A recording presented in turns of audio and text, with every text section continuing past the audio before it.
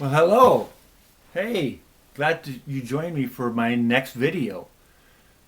We're going to be doing a comparison of Aqualung on this video, and it's going to be the Steve Wilson remix to the Classic Records 45 RPM version, because that's the only one I have left. That's the one I own, so I can't compare it to anything else at this point. But it is a Steve Wilson remix, so I have reviewed this one earlier, as well as the Passion Play. I had bought a couple years ago, I had bought the Steve Wilson remixes of both of these records. And I compared them. And although I did like the mix of this one better, because this is like 1968 right here, the Wilson remix was better because he mixed it to, you know, today's type of a mix, which was better. But the fidelity was lacking on the Steve Wilson remixes. I don't know what his source material was, but in my opinion, it was not as good as what they used to make these records, because these ones sounded, they had more detail, they had more bass, they had more of everything. And so I got rid of the Steve Wilson remixes, and I said, you know, I don't really like these records. I don't think they're any good. So I don't recommend anybody get the Steve Wilson remixes based on listening to these two. Well, I had a friend of mine in the VC, Jacob Murphy. He's got this, and he bought the Classic Records 33 1/3 version based on what I have been saying about this record. Because for all the 33 versions that I've had, the DCC and the UK and, you know, the Canadian first editions and all the versions I've had of this record, that Classic Records edition, the 33 1/3, was the best sounding one. And I had the Japanese first press and all of them. And I actually liked the Japanese first pressing better than the DCC. You know, they were close, but the Japanese first edition had a little bit more detail on the top end. You know, Ian Anderson's voice just sounded better, more real, that type of thing. So I settled on that. And then I had an opportunity to buy the 45 RPM version at a pretty good price here a number of years ago. Now they're ridiculously priced. So I bought it, and I compared it to my the Japanese version, I guess, because that was the best one I thought, and it was a lot better than the Japanese version. So that's what I've got. So now we've got this record. So let's talk a little bit about the packaging and so forth. If y'all hadn't seen this record before, it comes in a gate. I got the there's two versions of this now. There's two versions of this on Acoustic Sounds. They've got a $25 version and then like a $22 version or something. So I bought this. I think it was 21 something 95 or something. I bought it, and I got 10% off. I paid like $20 for it, 19 something or other. So this is a $20 record now. And of course, it's a thin cover, but it's a gatefold, and it's a double gatefold cover, where what he did, the same thing with a Passion Play, on the one side of the gatefold, he puts in a big book in there. So this is nice. Now this is what you call the 2011 Steve Wilson remix. And the 40th anniversary. It says on the book here, 40th anniversary LP edition. The Steve Wilson remix. And you've got some, it's like any book, you're going to have photos in there. And I haven't read anything in the book, but I imagine it would be very interesting to read all the stuff in here. Got a bunch of pictures. It's a nice item, you know. This is a $20 record. Look at the big book you're getting in it. That's just not. That's not normal. You know. You people buy a lot of records. How many $20 records do you get like this? No, you don't. It doesn't happen. So that was really nice. I thought that was a nice photo on the back as well. Always nice to get a book. And look how big this thing is.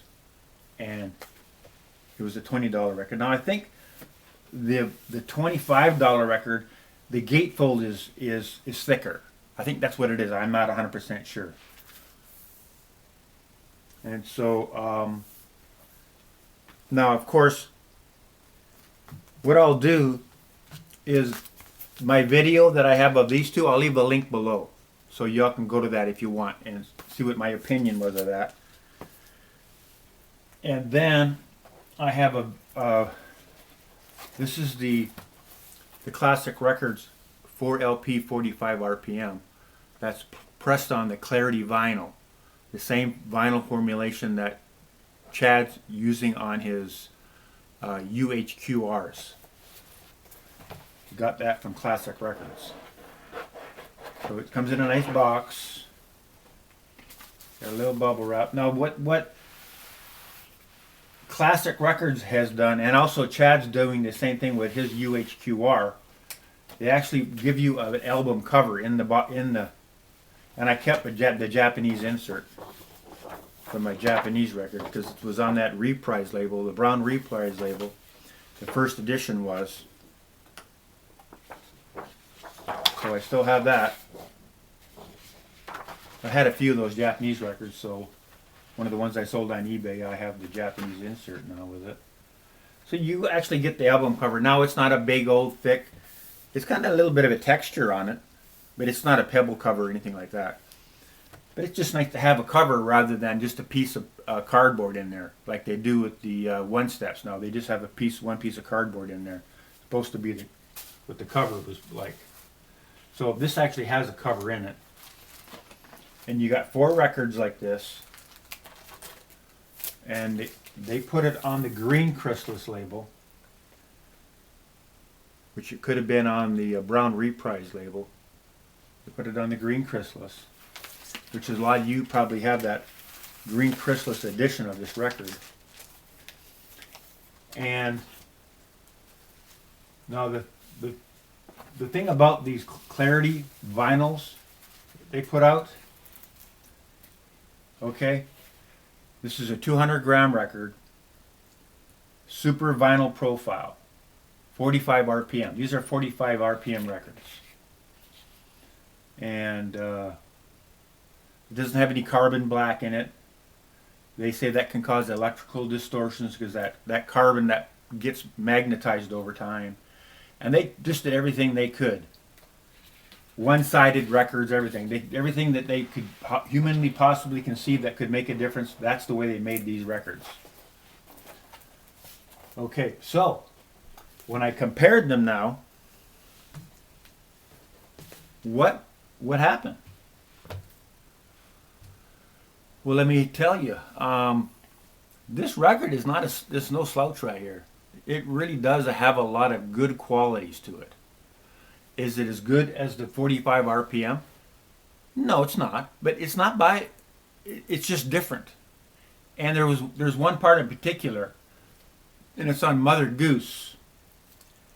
It's on about the last minute or so. The bongos become really prominent. You can really hear them good. You can even hear the skin of the bongo. You can almost hear the guy's hand hitting it. It's really prominent on this record. And now, on the Classic Records edition, the Japanese edition, all the other ones, that was one thing that this one did better than all of those.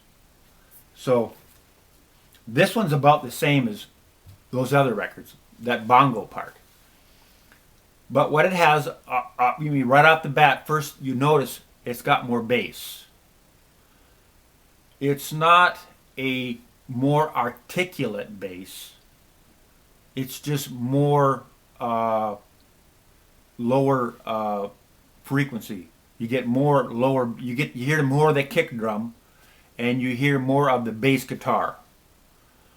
And when the bass guitar in some of those lighter passages is soft, it's a little louder, and now it's drawing your attention to it because you never really heard it before. And then on some of the other tracks, like on Cross-Eyed Mary, it's got a hard bass line in part of that song, and it's kind of overpowering the song at that point. It's taking away from some of the details of the other instruments, the piano and the percussion, but that's pretty a hard driving rock song. So All in all, and another thing that it does, the leading edge of the transients on the notes, it's really hard and it's got a strong attack to it. So it brings a lot of attention to and a lot of clarity to a lot of those notes, but it sacrifices some of that decay and some of that macro dynamics and the inner details. It sacrifices a little bit of that, and you don't really notice it because this is a really, really good sounding record. And for $20, and what it does in comparison to that other record that I have that nobody can afford anymore because it's a crazy price on eBay. I wholeheartedly recommend this record right here. If you don't have Aqualung, you need to go on YouTube now and listen to it. And for those of you that just have like say a green chrysalis, U.S. pressing or whatever, this is $20. You can get it. That's what I got it for. Pick it up. Have a listen to it. You'll be thoroughly impressed because the details on the upper registers is really going to knock your socks off how much details on this record compared to the average pressings out there. So I really recommend this record. Now, what's going to be interesting, Chad's and a fellow VCer and myself, Jeffrey Neal, we've been talking about when is Chad going to release his version. Chad's got the metal parts to this record.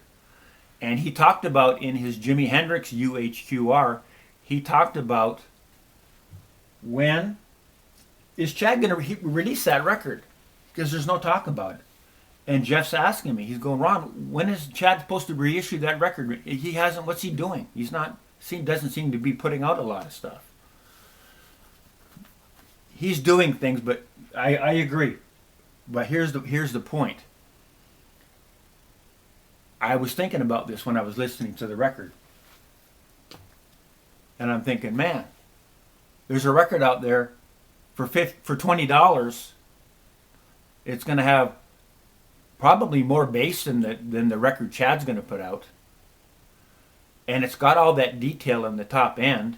It's got a lot of sparkle. It's missing, some of those nuances. But it's a good listening. It's a good sounding record. When you put it on, it's enjoyable. It's very enjoyable to listen to it. It wasn't like, oh, I can hear digital, because it's going to be a digital record. That's what Steve Wilson does. And this time he got the original master because it's, an anniversary edition. So he probably got the original master tape and was able to use a really good source, and he made a good sounding record. So I was thinking, Chad got that record, he listened to it, and he said, oh my goodness, this sounds better than my UHQR. What are we going to do now? Yeah, I don't know. I'm just making that up because I'm just wondering, what's the problem? Why isn't he putting out that UHQR, that 45 RPM record? Because, he's going to charge $125 for it. And, regardless, people are still going to buy it, right? Because it's a UHQR. And it's like a lot of these one-steps that are coming out. I've had a couple. I'm going to make a video here shortly. People buy them and they go up in price. They do, because they don't make a lot of them. So either way, he's going to make it. He's going to sell them all, and they're going to be worth money. But it's like, I think he's having a problem where, wow, this thing sounds pretty good. So I think I made my point now. If you don't have this record, or if you've just got, say, an older one that's maybe got a few scratches and you're looking for, maybe I'll get a UK press, or I'll try to get a DCC, or I'll try to get something a little bit better, or a Classic Records edition or whatever. I'd say just spend $20, buy this. You got nothing to lose except for $20, and believe me, you're going to like the record. And thanks for watching. Really appreciate it. Bye for now.